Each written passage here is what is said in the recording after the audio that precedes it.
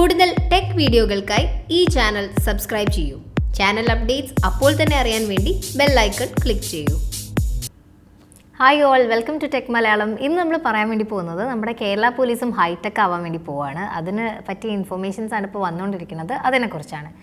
ചൈനയിൽ എല്ലാ സ്ഥലങ്ങളിലും ക്യാമറാസ് ഉണ്ട്. അത് കുറേ പ്രൈവസി ഇഷ്യൂസും അങ്ങനെയൊക്കെയുള്ള കാര്യങ്ങളൊക്കെ പറഞ്ഞ് മോശം പറയാറുണ്ടെങ്കിലും രാജ്യദ്രോഹം അല്ലെങ്കിൽ രാജ്യസുരക്ഷയെ മുൻകരുതിക്കൊണ്ടാണ് ഇങ്ങനെ ക്യാമറാസ് എല്ലാ മെയിൻ സ്ട്രീറ്റിലും വെച്ചതെന്ന് ചൈനീസ് ഗവൺമെൻറ് പറയുണ്ടായി. അപ്പോൾ അങ്ങനെ വെക്കുമ്പോൾ അതിൽ ഓരോ ചൈനീസ് ഇൻഡിവിജ്വൽസിൻ്റെയും സിറ്റിസൺസിൻ്റെയും ഡീറ്റെയിൽസ് അവരുടെ ചൈനീസ് ഡാറ്റാബേസിലുണ്ട്. അപ്പോൾ ക്യാമറയുടെ മുന്നിൽ കൂടെ ഓരോരുത്തർ പോകുന്ന സമയത്ത് അവരുടെ ഡീറ്റെയിലും കാര്യങ്ങളൊക്കെ കിട്ടും. അപ്പോൾ പ്രൈവസി ഇഷ്യൂസൊക്കെ പറയുന്നുണ്ടെങ്കിൽ ഒരു പരിധി വരെ പ്രശ്നങ്ങളൊക്കെ ഇല്ലാണ്ട് ക്രമസമാധാനം നിലനിർത്താൻ ചൈനീസ് ഗവൺമെൻറ്റിന് ഈ ഒരു ക്യാമറ ഹൈടെക് സിസ്റ്റത്തിനെ കൊണ്ട് സാധിക്കുന്നുണ്ട്. അതിന് ഇക്വലൻ്റ് ആയിട്ടുള്ളൊരു സിസ്റ്റം നമ്മുടെ കേരള പോലീസിൻ്റെ ഇടയിലും വരികയാണ്, അല്ലെങ്കിൽ കേരളത്തിലും വരികയാണ്. അപ്പോൾ അത് വരുന്നതോടുകൂടി നമ്മുടെ കേരള പോലീസും കുറ്റാന്വേഷണമൊക്കെ കുറച്ചുകൂടി ഹൈടെക് ആകുമെന്നാണ് അറിയുന്നത്. 2018 കൊക്കൂൺ സെമിനാറിലും അല്ലെങ്കിൽ കൊക്കൂൺ സമ്മിറ്റിലും ഇതിനെക്കുറിച്ചുള്ള ഒരു ആശയം ചർച്ച ചെയ്യപ്പെട്ടിട്ടുണ്ടായിരുന്നു. അപ്പോൾ ഇതിൽ പറയുന്നത് എന്താ വെച്ചാൽ നമ്മുടെ എല്ലാവരുടെയും ഡീറ്റെയിൽസ് ഇപ്പോൾ അപ്ലോഡ് ചെയ്യുമെന്ന് പറയണില്ല. നിലവിലുള്ള ക്രിമിനൽസ്, അതുപോലെ നമ്മൾ സെർച്ച് ചെയ്യുന്ന ആൾക്കാർ, സൂക്ഷിക്കുക എന്നുള്ള മുന്നറിയിപ്പുള്ള ആൾക്കാർ, ഇത്തരം ആൾക്കാരുടെ ഫോട്ടോസും അവരുടെ ഡാറ്റാബേസും നമ്മുടെ ഇപ്പം പോലീസിൻ്റെ കയ്യിലുണ്ട് എങ്കിലും അത് സൈബർ അതായത് ഡാറ്റാബേസിലേക്ക് കയറ്റാണ് ചെയ്യുക. ഈ സിസ്റ്റം കേരളത്തിൽ കൊണ്ടുവരികയാണെങ്കിൽ ഇതിനെ സപ്പോർട്ട് ചെയ്യുന്ന തരത്തിൽ പുതിയ ലേറ്റസ്റ്റ് ഹൈടെക് ക്യാമറാസ് കാര്യങ്ങളൊക്കെ നമ്മുടെ സ്ട്രീറ്റുകളിലും മെയിൻ പ്ലേസസിലൊക്കെ തന്നെ എസ്റ്റാബ്ലിഷ് ചെയ്യേണ്ടി വരും. ഇതിൻ്റെ പുറകിലുള്ളത് AI സോഫ്റ്റ്വെയർ ആണ്, ആർട്ടിഫിഷ്യൽ ഇൻ്റലിജൻസ്, ഫേസ് ഡിറ്റക്ഷൻ ടെക്നോളജീനെയാണ് ഇവിടെ യൂസ് ചെയ്യുന്നത്. അപ്പോൾ നേരത്തെ പറഞ്ഞ പോലത്തെ ക്രിമിനൽസ്, വാണ്ടഡ് പീപ്പിൾ, ഇങ്ങനെയുള്ള ആൾക്കാർ ഈ ക്യാമറയുടെ മുന്നിൽ കൂടെ പാസ് ചെയ്ത് പോകുന്ന സമയത്ത് എന്താ ചെയ്യുക വെച്ചാൽ ഈ ക്യാമറയിൽ അവരെ ഫോട്ടോസ് എടുക്കുമല്ലോ. ഈ ഫോട്ടോസ് നല്ല ക്ലോസിൽ വളരെ ക്ലാരിറ്റിയുള്ള ഫോട്ടോസ് എടുക്കാൻ വേണ്ടി സാധിക്കും. ഈ ഫോട്ടോസ് ഡാറ്റാബേസിൽ മാച്ച് ആവുന്നുണ്ടോ നോക്കും. അതിന് പുറകിൽ AI ആണുള്ളത്. മാച്ച് ആവുന്നുണ്ടെങ്കിൽ അപ്പോൾ തന്നെ സൈബർ സെല്ലിന് അതിൻ്റെ വിവരം കിട്ടും. ആ പരിധിയിൽ, ഈ ക്യാമറേൻ്റെ പരിധിയിൽ ഈ സമയത്ത് ഈ സ്ഥലത്ത് ഈ ആൾ ഉണ്ടായിരുന്നു എന്നുള്ള ഡീറ്റെയിൽസ് അവർക്ക് കിട്ടുന്നതോടുകൂടി ആ സ്ഥലത്തുള്ള പോലീസ് ഓഫീസേഴ്സ് അല്ലെങ്കിൽ പോലീസ് സ്റ്റേഷനിലേക്കുള്ള വിവരം അവർ പാസ് ചെയ്യും. അതിനുശേഷം അവിടെ നിന്ന് പോലീസുകാർ വന്ന് ഈ ക്രിമിനലിനെ പിടിക്കാൻ വളരെ എളുപ്പമായിരിക്കും. ഈ ഒരു രീതിയിലേക്കാണ് കാര്യങ്ങൾ പോകുന്നത്.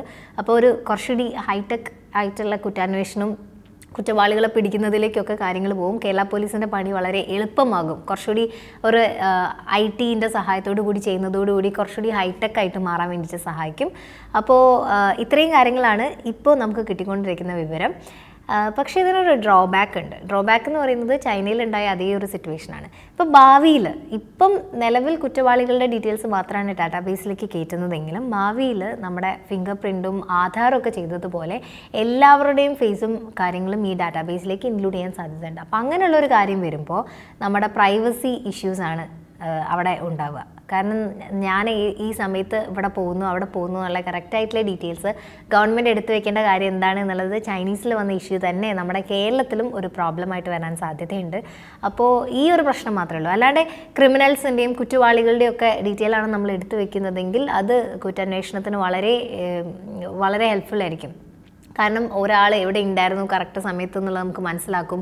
പെട്ടെന്ന് തന്നെ പ്രതികളെ പിടിക്കുക. ഇനി അവർ രക്ഷപ്പെടാൻ നോക്കിയിട്ടുണ്ടെങ്കിലും ഭയങ്കര എളുപ്പം സ്പീഡായിട്ട് നമുക്ക് അവരെ ട്രാക്ക് ചെയ്യാൻ പറ്റും.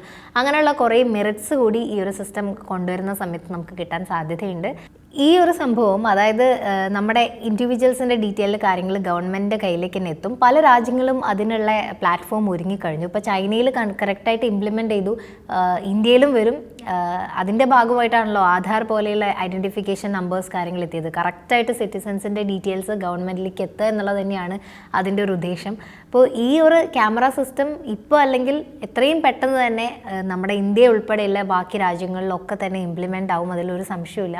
പക്ഷേ പെട്ടെന്ന് തന്നെ കേരള പോലീസിൻ്റെ ഇടയ്ക്ക് അല്ലെങ്കിൽ കേരള സംസ്ഥാനത്ത് ഇത് വരുന്നു എന്നുള്ള ഒരു ന്യൂസ് കിട്ടിയതുകൊണ്ടാണ്, ഇതൊരു ഇൻട്രസ്റ്റിംഗ് ആയി തോന്നിയതുകൊണ്ടാണ് ടെക് മലയാളത്തിൽ നമ്മളൊരു വീഡിയോ ചെയ്തത്. എനിവേസ് ഈ വീഡിയോ വൈൻഡപ്പ് ചെയ്യാണ്. ബിഫോർ ദാറ്റ് നിങ്ങൾക്ക് ഈ ഒരു ടെക്നോളജി വരുന്നതിനോടുള്ള അഭിപ്രായം എന്താണ്? നിങ്ങളിതിനെ സപ്പോർട്ട് ചെയ്യുന്നുണ്ടോ അല്ലെങ്കിൽ ഇങ്ങനത്തെ ഒരു കാര്യത്തിൻ്റെ ആവശ്യമില്ല എന്നുള്ള പറയുന്ന ആൾക്കാരാണോ? അങ്ങനെയാണെങ്കിൽ നിങ്ങളുടെ അഭിപ്രായങ്ങൾ വീഡിയോൻ്റെ താഴെ കമൻറ്റ് സെക്ഷനിൽ രേഖപ്പെടുത്താവുന്നതാണ്. അപ്പോൾ ഈ വീഡിയോ വൈൻഡപ്പ് ചെയ്യാണ്. നെക്സ്റ്റ് വീഡിയോയിൽ നമുക്ക് കാണാം. അതുവരെ ബൈ.